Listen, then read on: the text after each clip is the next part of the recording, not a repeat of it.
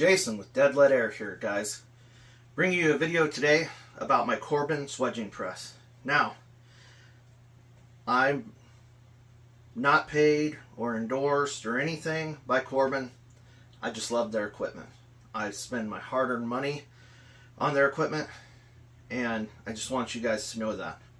I do not endorse the product unless I absolutely 100% would buy it again and would urge you guys to buy it or somebody in my family to buy it.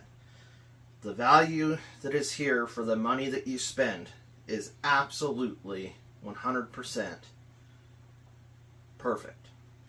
Now, this wedge is used in an industrial setting, and this is their, homeowner press, or but it is absolutely phenomenal press. So now we are jumping into, Dead Lead is jumping into .218 22 caliber slugs. We have a 43 grain slug. We are calling it the Dominator. All of our solid hollow points are Dominator slugs. Our extreme hollow point slugs are called the Eviscerator. So these are the Dominator version of the 22 caliber in 218. We're not offering any other sizes, just 218. 43 grains as of right now. So we'll go ahead and zoom in, check this out. deadleadair.com, where you can buy our slugs. And there's more places coming up very soon where you will be able to get your slugs in a more local setting or closer to your side of the country if you're on the East Coast. I'm not going to announce those yet, but they are coming soon. So let me go ahead and get in here, zoom in close, let you guys see our pressing process and how smooth this Corbin press is. We cut our cores. These are cut at 46 grains. So usually we go 5 grains over. This is going so smooth, we're only going 3 grains over.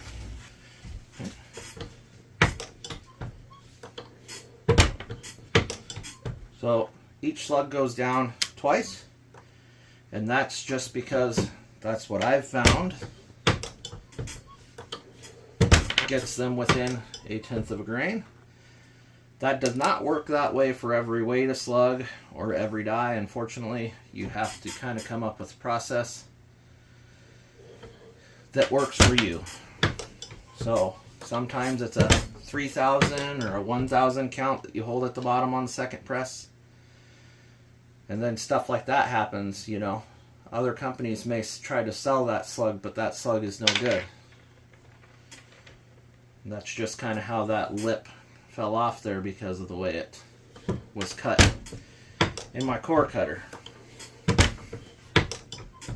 Nothing to do with Corbin, just the way the cookie crumbles sometimes. So guys, this is a very, very smooth press. It did 6,000 rounds, 6,500 rounds. My wife pressed last month by hand. So just to let you know, this press gets a lot of use out of it. So I'm not going to bore you with a bunch of this. We'll go over and weigh a couple at random and show you how phenomenal we have this thing dialed in right now. Okay?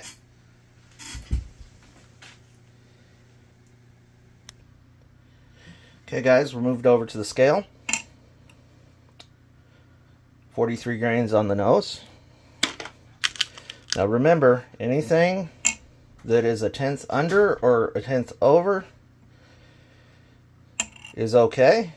Anything beyond that, so that one's right on the nose of being 1/10 under, but it would still be good. But they're mostly not going to be any issues. 43.1, that's still good. It's 1/10 over.